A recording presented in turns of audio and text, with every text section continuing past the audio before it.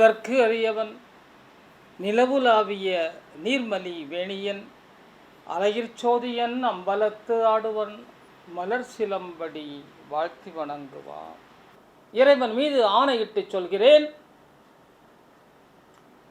உங்கள் வீட்டில் திருமணமாகாத பெண்கள் இருந்தால் தாய்மார்கள் படியுங்கள், அந்த பெண்ணை படிக்க செய்யுங்கள். வீட்டில் எல்லாரும் உட்கார்ந்து ஒரு பிரார்த்தனையாக அதை செய்யுங்கள். நிச்சயமாக உங்கள் வீட்டிலே நல்ல திருமணங்கள் நடப்பதற்கான வாய்ப்பு இருக்கிறது என்று கூறி நம்ம அடுத்த நிகழ்வுக்கு போகலாம். அண்ணல் செய்த அற்புதங்களில் இந்த செட்டிமகன் உயிர்ப்பித்த நிகழ்வும் ஒன்றாகும். பண்பாடு பரிசினை பெறும் என்ற நிலைப்பாடே இந்த சம்பவம். உலகம் இச்சரிதத்தை உய்ந்து உணரட்டும். உலகம் இந்த சரித்திரத்தை உய்ந்து உணரட்டும். அடுத்து மருகல் பெருமானையும் அருகுல திருச்செங்காட்டங்குடி அடியராம் சிறு தொண்டரையும் பிரிய மனமின்றி பின்னவரின் இல்லமதில் சில நாட்கள் தங்கி அங்கிருந்து பூவால் புண்ணியம் தேடும் முருகநாயனார் வாழும் திருப்புகலூர் செல்வார். முருகரை சந்தித்தே மகிழுவார். இங்கே நாம் புகலூர் முருகரை பற்றி சற்றே பேசுவோம். அந்த முருகநாயனார் சம்பந்தர் காலத்து நாயன்மார், மிகச்சிறந்த சிவனடியர். அவருடைய தொண்டு என்ன?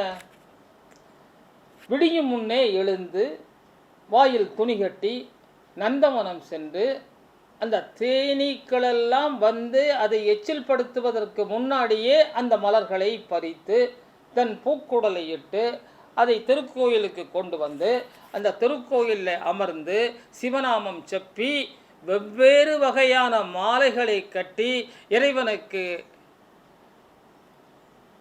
அலங்காரம் செய்கின்ற அருமையான ஒரு திருத்தொண்டை அன்றாடம் செய்து வருகிறார். அதனால இந்த அலங்காரத்துக்கு பயன்படுவதால் தான் அந்த மாலைகளுக்கே அலங்கல் என்ற பெயர் அமைந்தது.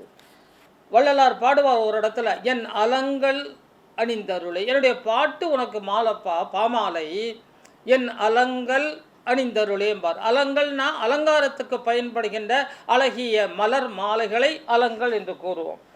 இவர் எப்படி பண்ணுறாராம் முருகநாயனார், அதை செக்கிலார் விவரிக்கின்ற காட்சியை நாம் பார்ப்போம். புலரும் பொழுதின் முன்னெழுந்து புனித நீரில் மூழ்கி போய் நல்ல தண்ணியில் குளிச்சுட்டு போய் மலரும் செவ்வி தம்பெருமான் முடிமேல் வான் நீர் ஆறுமதி உலவு மருங்கு முருகு உயிர்க்க நகைக்கும் பதத்தின் உடன் பறித்த அழகியில் மலர்கள் வெவ்வேறு திருப்பூங்கூடைகளில் அமைப்பார். கூடை எடுத்துகிட்டு போவார். இந்த மலர் பறிக்கிறதுக்கு நிறைய கூடைகள், வெவ்வேறு மலர்களை வெவ்வேறு கூடைகளில் பறித்து கோட்டு மலரும் நிலமலரும், மலர்களில் பல வகையான மலர்களாம். கோட்டு மலர், நிலமலரும், குளிர் நீர் மலரும், கொழும் கொடியின் தோட்டு மலரும், மாமலரும், சுருதி மலரும், திருவாயில் காட்டு முறுவல் நிலவு அலர கனக வரையின் பன் கை நான் பூட்டும் ஒருவர் திருமுடி மேல் புனையும் ஆகும் புனையலாகும் மலர் தெரிந்து புகழூர் உரையும். அந்த ஊர் புகழூர் பெருமானுக்கு பேர் வர்த்தமான ஈஸ்வரன் பேர். புகழூர் உரையும் வர்த்தமான ஈச்சரத்து அண்ணலை மலரால் மகிழ்வித்து அஞ்செழுத்தால் அர்ச்சித்து மகிழும் அன்புடையார் புகழூர் பதிவரும் சம்பந்தர். அந்த புகழூர் பெருமையான ஒரு ஊர். அந்த ஊரில் தான் நாவுக்கரசர் பின்னாடி திருமணம் அமைத்து தங்கப் போகிறார். அந்த புகழூரில் தான் சுந்தரமூர்த்தி நாயனாருக்கு இறைவன் செங்கல்லை செம்புனாக்கி காட்டினார். அந்த புகழூரில் நம்ம இப்போ இருக்கிறோம். புகழூர் பதிவரும் சம்பந்தர் திருமுருகர் மடம் அமர்ந்து அருள் செய்வர். புகழூரில் தங்கியிருக்கும் காலத்தே திருவாரூர் விட்டு திரும்பிய அப்பர் பெருமானும் பிள்ளையாரை புகழூரில் சந்திப்பார். ஆரூரில் தான் கண்ட சிறப்பை அப்பர்வாய் அனுபவித்த பிள்ளையும், ஆரூரில் நான் எப்படியெல்லாம் இறைவனை வணங்கினேன்னு இந்த பிள்ளைக்கு நாவுக்கரசர் சொல்கிறாரு. இவரும் சரி நானும் அந்த திருவாரூர் போய் பார்த்துட்டு வரேன்னு அப்பரை இங்கே வச்சுட்டு புகழூரில் இருக்க வச்சுட்டு இவர் திருவாரூர் போகிறார். தானும் ஆரூர் சென்று வர விரும்பி அப்பரை தான் வரும் வரை புகழூரில் அமர்ந்திருக்க வேண்டி திருவாரூர் புறப்படுவார். பிள்ளையுடன் திருக்கூட்டம் திருவாரூரை அடையும். தமிழ்ஞான சம்பந்த பெருமானின் தன்னிகர் இல்லாத சரித்திரம் திருவாரூரில் போய் இவங்க இறைவனை வழிபட்டு பதிகம் ஒன்றை ஆர்க்கிறார்கள்.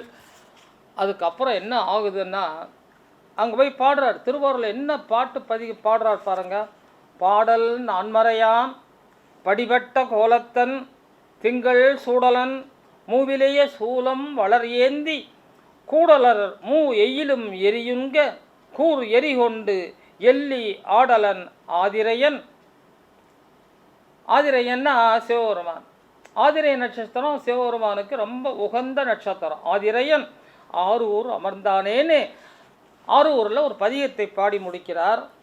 தியாகேசன் வணங்கி, திருவாரூர் சிறந்த கோயில். தியாகேசர் வணங்கி திருவாரூர் திருக்கோயில் வளாகத்தில் அமைந்துள்ள அறநெறி கோயில் சென்று பின்னே வலிபலம் வணங்கி பனையூர் கண்டு புகழூர் திரும்புவார். அங்கே புகழூரில் திருநாவுக்கரசர் அமர்ந்திருக்கிறார். நாவரசர், நல் முருகர், தவமல்ல சிறு தொண்டர் இதுக்கு பக்கத்தில் திருச்செங்காட்டங்குடியிலிருந்து அவரும் வந்திருக்கிறார் புகழூருக்கு. இவங்கள்லாம் நாயன்மார் ஆக போகிற தகுதியை பெற்றவர்கள். பிற்காலத்தில் சிறு தொண்டர் பிள்ளைக்கறி தரப்போகிறார். இப்போ இந்த நிகழ்வு நடக்கலை. அதாவது சிறு தொண்டரை நமது சிறுபிள்ளை சந்திக்கின்ற நேரத்திலே சிறு தொண்டர் பிள்ளைக்கறி தராத நேரம் அதுக்கப்புறம் தான் நடக்குது. நாவரசர், திருநாவுக்கரசர், நல் முருகர், தவம் வல்ல சிறு தொண்டர் 3 பேரா திருநீலநக்கர் என புண்ணிய திருநீலநக்கர், அதை பற்றியும் நம்ம ஏற்கனவே பேசியிருக்கிறோம். திருநீலநக்கர் என புண்ணிய பெருமக்கள் ஒன்றாய் கலந்து புகழூர் புண்ணியனை செவிப்பர். இவங்க எல்லாரும் ஒன்றா இருந்து புகழூரில் இறைவனை வணங்குகிறார்கள். சின்னாள் சிவமாக கழிகிறது. சிவமாக கழிகிறதுனா என்ன? மங்களம், செம்மை, அழகு, சிறப்பு, வளமை. சிவம்ங்கிறதுக்கு இவ்வளவு பொருள் இருக்குது. அழகு, அன்பு, அறிவு, செம்மை, சீர்மை, இப்படி எல்லா சிகப்பு கலருக்கே அவ்வளவு பொருள் உண்டு. அவன் செம்மையானவன் அப்படின்னா சகப்பாக இருக்கிறான்னு அர்த்தம் இல்லை. அவன் ஒரு டிசிப்ளின்டு மேன் அப்படின்னு அர்த்தம். சீராக இருக்கிறான்னா சரியான வழியில் போய்கிட்டு இருக்கிறான்னு அர்த்தம். அழகாக இருக்கிறான்னா ரொம்ப அழகு, நம்மை கண்ணை ஈர்க்கிறான்னு அர்த்தம். அத்துணைக்கும் இந்த சிவங்கிற வார்த்தை தான் அடிப்படை. அப்பரும் பிள்ளையும் மற்றையோர் விட்டு புறப்படுவர். இவங்க எத்தனை பேர் அங்கே இருக்கிறாங்க இல்லையா, இதில் அப்பரும் பிள்ளையும் அவங்களெல்லாம் விட்டுட்டு அந்த ஊரை விட்டு புறப்படுகிறார்கள். பிள்ளையும், அப்பரே நீர் நடக்க நான் சிவிகையிலா. அப்புறம் வயதானவர் 70 வயதுக்காரர். இந்த பிள்ளைக்கோ 8 வயசு 9 வயசு தான் ஆச்சு. 9 வயசு பிள்ளை பல்லக்கல்ல வரவும் 70 வயசு பெரியவர் நடந்து வரவா அப்படின்னு வருத்தப்படுறாரு. யார்? ஞானசம்பந்த பிள்ளையார் அப்பரை பார்த்து சொல்கிறார், அப்பரே நீர் நடக்க நான் சிவிகையிலோ, நீர் சிவிகை வாரும் என கூற பதைக்கும் பெரியவர் ஐயையோ நீ சின்ன பிள்ளைப்பா, உன் கால் நோக்கும்பா, நான் வயசானவன்ப்பா, ஏற்கனவே நடந்து பழக்கப்பட்டவன்ப்பா, என்னால் முடியும்ப்பா, தயவு செய்து நீ சிவிகையில் வா, நான் நடந்தே வரேன், நம்ம 2 பேரும் ஒரு கோயிலுக்கு போகலாம் அப்படின்னு கூட்டிகிட்டு போகிறோம். நீ சிவிகை வாரும் என கூறும் பதைக்கும் பெரியவரும் சிறுமுகை நடந்தால், சிறுமுகைன்னு சின்ன மொட்டு, சிறுமுகை நடந்தால் கால் நோக்கும், நானோ பழுத்த பழம், நீ மொட்டு, இனிமேல் தான் நீ மலராகி விரிந்து காயாகி கனியாகி, நான் இப்போ அவ்வளவும் தாண்டி நான் கனியாகி நிற்கிறேன், நான் நடந்தே பழகியவன், எனவே நீர் சிவிகையில் வருக, நடைபழகிய என் பாதங்கள் பழுது இலை அம்பர்மா காலத்தில் சந்திப்போம் என்று முன்னே தம் அடியருடன் பெரியார் நடப்பார். என்ன அழகான காட்சி பாருங்க. அவர் சொன்ன உடனே இவர் பல்லக்கில் உட்காந்து சின்ன பிள்ளையை நடத்தி கூட்டு போல. சின்ன பிள்ளைய அதை நினைக்குது, ஆகா பெரியவர் நடக்கிறாரேன்னு சின்ன பிள்ளை சொல்லுது. பெரியவர் என்ன சொல்ற, நீ சின்ன பிள்ளைப்பா, நீ தான்ப்பா பல்லக்கில் வரணும் அப்படின்ட்டு அனுப்பிட்டு இவர் நடந்தே செல்கிறார். கடவுரில் அம்பர்மகாலம்ங்கிறது கடவுர் இன்றைய திருக்கடையூருங்கிற ஊர் தான் அப்போ கடவுர் என்று வழங்கப்பட்டது. கடவுர் கலையர் குங்கிலியர் அங்கே இருக்கிறார். அவர் குங்குலிய தூபமிட்டு இறைவனை வணங்கிய பெருமகனார், அந்தனர். அவர் வீட்டுக்கு நாவுக்கரசரும் திருஞான சம்பந்த பிள்ளையும் போகிறாங்க. கடவுர் கலையராம் குங்கிலிய அந்தனர் தம் இல்லமதில் ஆளுடைய பிள்ளை மற்றும் ஆளுடைய பிள்ளைன்னா ஞானசம்பந்தர் மற்றும் ஆளுடைய அரசராம் அப்பரையும் சந்தித்து மகிழ்வார். இவ்விருவரும் இறை தந்த பழுதிலா செல்வமுடை குங்கிலியர் இல்லமதில் அமுது கொள்வார். இதில் ஒரு சின்ன நுணுக்கம் இருக்குது. வழக்கமாக ஞானசம்பந்த பெருமான் யார் வீட்லேயும் போய் ரொம்ப ஈஸியாக சாப்பிட மாட்டார். ஆனால் குங்கிலிய கலையருக்கு வீட்டில் போய் அவர் சாப்பிட்டார்னா என்ன அர்த்தம்னா, அவர் அந்தனர் என்பதற்காக அவர் வீட்டுக்கு போல. அவர் பெற்ற செல்வங்கள் எல்லாம் இறைவன் குங்கிலியருக்காக தந்த செல்வம், இறைவன் அளித்த செல்வம். அதில் இவர் சாப்பிட்றதுக்கு பிள்ளையாருக்கு உரிமை இருக்குது. இது இவங்க அப்பா தானே அது கொடுத்தார், சிவபெருமான். இவர் முருகப்பெருமான். எனவே இந்த பிள்ளை அந்த வீட்டில் போய் உணவு ஏற்கிறது, அமுது ஏற்கிறது. குங்கிலியரும் அளவிலா மகிழ்வோடு இந்த பிள்ளையை கொஞ்ச நாள் தம்ம வீட்டில் இருக்க சொல்லி அவருக்கு அமுதளித்து மகிழ்கிறார் குங்கிலிய கலையர். குங்கிலிய கலையரை பற்றி உங்களுக்கு ஏற்கனவே சொல்லியிருப்பேன்.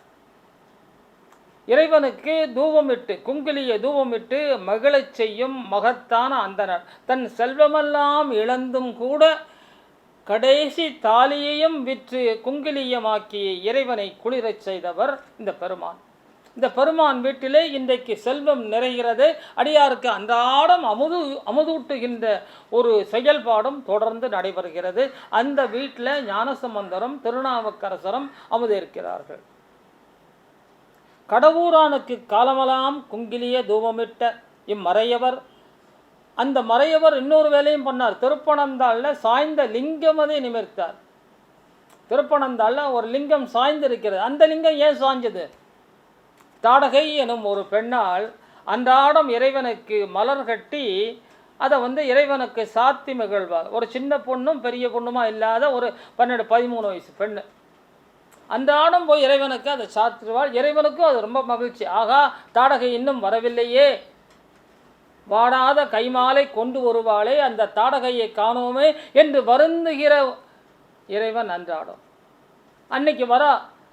அந்த நேரம் பார்க்க அவளுடைய சிற்றாடை கீழே கட்டிருக்கிற ஆடை நெகிழ்ந்து நிற்கிறது. கையில் 2 கையிலையும் மாலையை பிடிச்சிருக்கிறா. 2 கையிலையும் மாலையை பிடிச்சிருக்கிறா. சிற்றாடை நெகிழ்கிறது. சிற்றாடையை பிடிக்கிறதா இல்லை மாலையை கீழே விடுவதா? மாலையை கீழே விட்டால் சிவாபராதம்.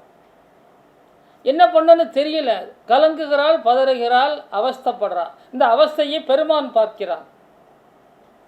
சற்றே சாய்ந்து இவ கையை தூக்கிட்டு போடாத மாதிரி குனிந்து அந்த மாலையை ஏற்றுக்கொள்கிறான் திருப்பனந்தாள் பெருமான். இந்த லிங்கத்தை கொஞ்ச நாள் கழித்து ராஜாக்களும் மற்றவர்களும் மக்களும் அடியார்களும் நிமிர்த்து பார்க்கிறார்கள். அன்புக்கு சாய்ந்த லிங்கம் நிமிரவே இல்லை. இதை பார்க்கிறார். இவங்கெல்லாம் எப்படி நிமிர்த்தலாங்கிற ஆணவத்தில் நிமிர்த்தாங்க. குங்கிலியர் நாம் ஏதாவது போய் செஞ்சு அந்த குங்கிலியர் நம்ம பாடி ஏதாவது ஒரு அன்பாக பேசி சிவபெருமான்கிட்ட பேசி அவரை நிமிர செய்யலாமேன்ட்டு அந்த ஊருக்கு போய் திருப்பனந்தாளுக்கு போய் அந்த லிங்கத்தின் கழுத்திலே ஒரு பூச்சரத்தை சுற்றி அந்த பூச்சரத்தின் மறுமுனையை தனது கழுத்திலே சுற்றி சிவசிவ என்ற 5 எழுத்தை கூறி மெதுவாக இழுக்கிறார். லிங்கம் நிமிர்கிறது. லிங்கம் ரொம்ப அருமையான காட்சி. இது எனது நாடகத்தால் ரொம்ப அருமையாக நாங்கள் பண்ணியிருப்போம். சின்ன குழந்தை, அந்த குழந்தைக்காக இந்த லிங்கம் சாய்ந்த காட்சியும், குங்கிலிய கலையர் அதை மீண்டும் நிமிர்கின்ற காட்சியும், அன்புக்கு சரிந்த லிங்கம் அன்புக்கு நிமிர்ந்தது என்று சொல்லி அந்த நிகழ்வு நடக்கும்போது அத்துணை பேரும் மெய்மறந்து பார்க்கின்ற ஒரு காட்சியை இப்பொழுதும் நீங்கள் பாருங்கள், நினையுங்க. இதையெல்லாம் சைவத்தில் தான் நடக்கும், வேற எங்கேயும் நடக்காது. ஒரு மனிதன் மாலையிட்டான், இறைவன் தலை குனிந்தான். இன்னொரு மனிதன் குனிந்த தலையை நிமிர்த்துகிறான், அவனுக்காக நிமிர்கிறான். அங்கே அன்புக்கு சரிந்தான், அன்புக்கு நிமிர்ந்தான். இதாங்க செய்தி. திருமேனியை தன் அன்பினால் நேராக்கிய சீராளர் குங்கிலியர். இவரது மனைவியும் தன் தாலி தந்து இவரது தொண்டை தொடரச் செய்த தூய மகள். பிள்ளையும் ஞானசம்பந்த பிள்ளையும் தான் அமுதேற்ற குறிப்பிட்ட ஒரு சில இல்லங்களில் கலைஞரின் இல்லமும் ஒன்று என்பது நாம் நினைவு கூறத்தக்கதாகும். தனது பதிகத்தில், திருக்கடையூர் பதிகத்தில் குங்கிலி கலைநாயனாரை, அவரது பெயரை பதிவு செய்கிறார் ஞானசம்பந்த பெருமான். இதெல்லாம் இவர் யாரெல்லாம் இவர் தனது பதிகங்களை பதிவு செய்கிறாரோ இவங்கள்லாம் பிற்பாடு சுந்தரரது திருத்தொண்ட தொகையில் நாயன்மாராக மாறுறாங்க அப்படிங்கிறது ஒரு குறிப்பிடக்கூடிய ஒரு செய்தி. தொடர்ந்து திரு ஆக்கூர், தான்தோண்டி மாடம், திரு மீயச்சூர், திரு பாம்புரம் துதித்து தந்தையும் பிள்ளையும் திருவேலி மிளலை சேர்வர். இருவரும் திருவேலி மிளலைங்கிறது ஒரு ஊர். இந்த ஊருக்கு வேறு கதைகளும் உண்டு, அதை நாம் இன்னொரு நாளைக்கு பேசலாம். அந்த திருவேலி மிளலையில் உள்ள கோயிலில் தான் சிவபெருமானை நோக்கி மகாவிஷ்ணு தவம் இருந்து தனக்கு மீண்டும் சக்கரம் பெறுகின்ற ஒரு நிலையில், முதல் சக்கரம் அதுவும் சிவபெருமான் தந்தது தான், அந்த சக்கரத்தை ஒரு போரில் இழந்துபடுகிறார் பெருமான். யார்? பெருமாள். அடுத்த சக்கரத்துக்காக தவம் இருக்கிறார். அன்றாடம் 108 மலர்களால் இறைவனை அர்ச்சனை செய்கிறார், தாமரை மலர்களால். கடைசி நாள் இன்றைக்கு அந்த நிகழ்வு முடியும், அந்த பூஜை முடியும். 108 மலரில் ஒரு மலரை காணும். 107 மலரோடு முடிஞ்சது. 108வது மலருக்கு தேடுகிறார், எந்த மலரையும் காணும். இறைவன் மறைத்து விட்டான். என்ன செய்கிறாரு? அன்னைக்கு கண்ணப்பம் பிடுங்கினானே கண்ணை, அது மாதிரி தனது கண்மலரை தாமரை மலராக்கி பிடுங்கி இறைவனுக்கு அளிக்கிறார். அதனால்தான் அதுக்கப்புறம் அவருக்கு அந்த கண் கிடைத்தது, அவருக்கு அந்த சக்கரமும் கிடைத்தது. அப்படி கண்ணை இறைவனுக்கு வழங்கிய காரணத்தால் தான் எப்படி அவனுக்கு கண்ணப்பன் பேர் வந்ததோ இவருக்கு கண்ணன் என்ற பெயர் வந்தது. இந்த செய்திகள் நிறைய பேருக்கு தெரியாது. இவருக்கு கண்ணன் என்ற பெயர் ஏன் வந்தது என்று நிறைய, இதுதான் திருவேலிமலையில் தன் கண்மலரை இறைவனுக்கு ஈந்த காரணத்தால், பூஜைக்கு அர்ப்பணித்த காரணத்தால், இவருக்கு கண்ணை அளித்த காரணத்தால் இவரே கண்ணன் என்று அழைக்கப்பட்டார்.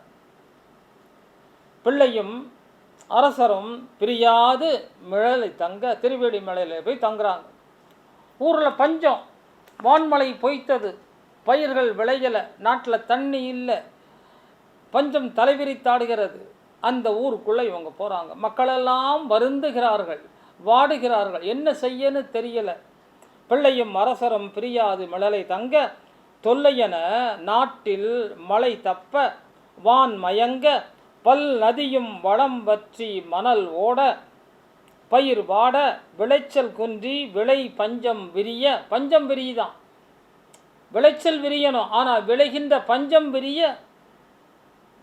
பிழைக்க பெரும்பாலாய் மக்களும் பேதலிக்கும் பேரிடரில் இது கொடுமை எண்ணி இருவரும் இறைஞ்சுவர் பெருமானை.